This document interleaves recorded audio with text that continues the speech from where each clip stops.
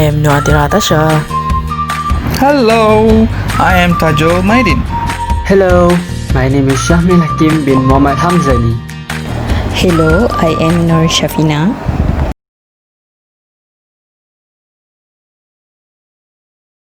By using the equation of motion in the matrix form, substitute all the parameters given for Neoprene M1, M2, K1 and K2. Then by using the equation of standard matrix iteration for lowest natural frequency, we must find the K inverse and X. X is the initial trivector. Our initial trivector is negative 2.1, 0.9. So we must iterate by using the equation until we will get the convergence. Our target convergence is below than 0.01. So we made 5 iterations for the Neoprene. So we will get the normalized X nu and the largest X nu. We can assume that the largest X nu is equal to natural frequency squared. So our lowest natural frequency is 1.421 radian per second, and our mode shape is x1 equal to 0.671 and x2 equal to 1. This is the mode shape diagram.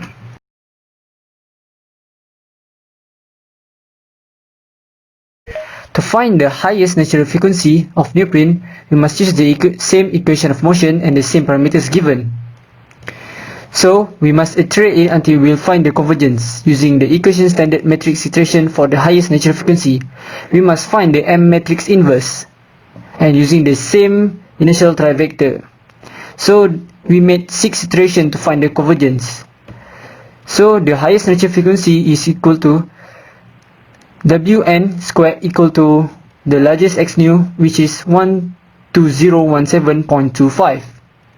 And our natural frequency is 109.623 radian per second, and our mode shape is x1 equals to negative 0.962, x2 equal to 1.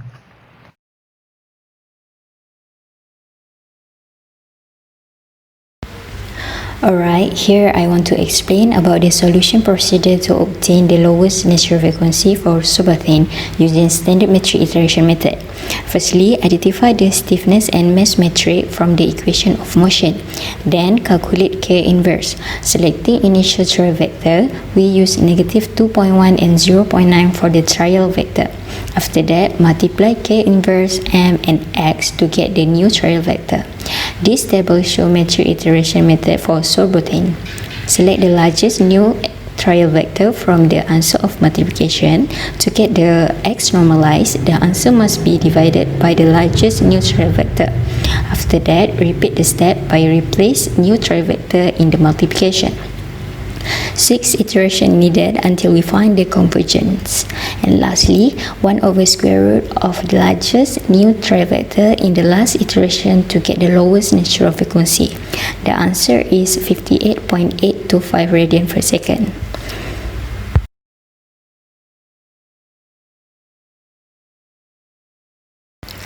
For the highest natural frequency, the step quite same. The difference is K inverse replaced by M inverse. In this table, 6 iterations needed until we find the convergence. And lastly, square root the largest new trial vector in the last iteration to get the highest natural frequency. The answer is 143.86 radian per second.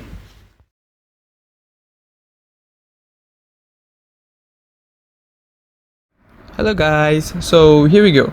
I'm going to explain to all of you the power method for eigenvalues.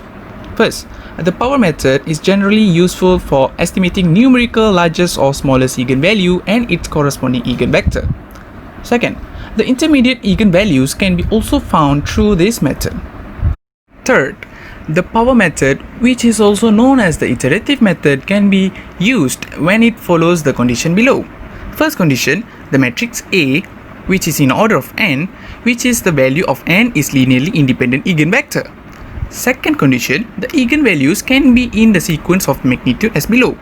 Lambda 1 is greater than lambda 2 is greater or equal than lambda 3, which will be greater than the following lambda until it reaches the lambda n.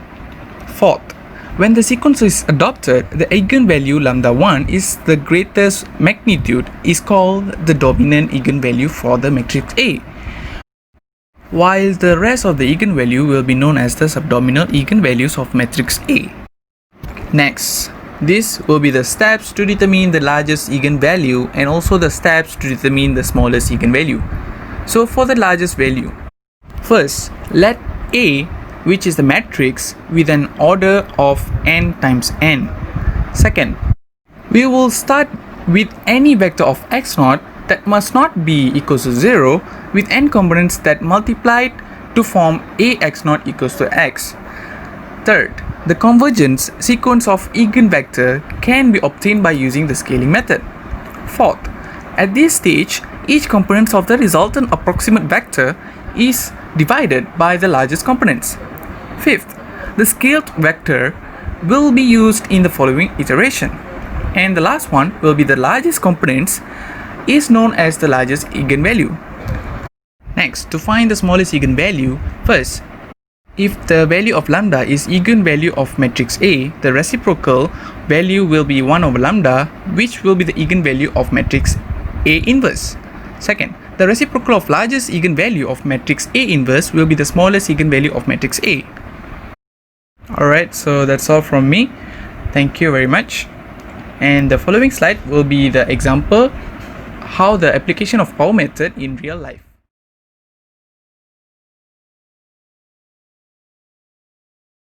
My name is Nuatira Atasha, and now I will demonstrate on how to use MATLAB for a validation process in this project. First thing first, you have to open the power method file. Next, this is the parameters for the power method coding. As we can see here, there are few parameters we have to include the value. This is the dimension of the matrix. A and X is for the matrix. TOL is for the tolerance. M is for the maximum number of the iteration. And the below these are the coding. Next, we have to run the code. Then we can see the coding asks us to put the value for all the parameters in the command window.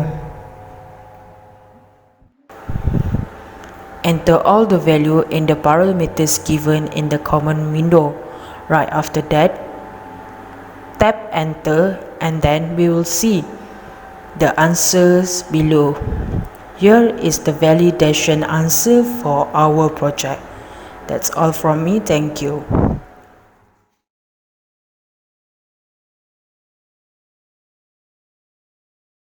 As for the discussion of calculation by using matrix iteration method and also the validation method by using MATLAB compiler is presented in table 5 and also table 7 respectively for Neoprene and Sorbothane material.